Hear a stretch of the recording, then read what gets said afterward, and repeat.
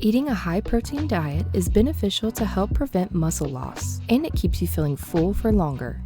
Today we are going to show you 3 high-protein breakfast recipes using vanilla protein powder. For this first recipe, we're making protein powder muffins.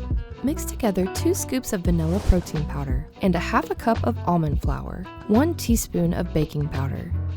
Mix 1 cup of unsweetened applesauce and a half a cup of any nut butter you would like. We are going to use peanut butter. Once well combined, stir in a half a cup of chocolate chips. Next, we are going to grab a muffin pan and an ice cream scooper. Evenly scoop each muffin into the pan.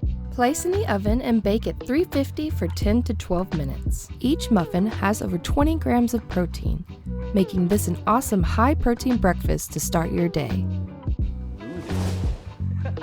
The next recipe is a high-protein smoothie. First, mix half a cup frozen mango and pineapple. Add a scoop of blueberries and protein powder. Add 1 cup of any milk you prefer. Then all you have to do is blend until it's smooth. Easy as that. For variations on this, try swapping out the fruit for one you prefer. For the final recipe, we will make some delicious overnight oats.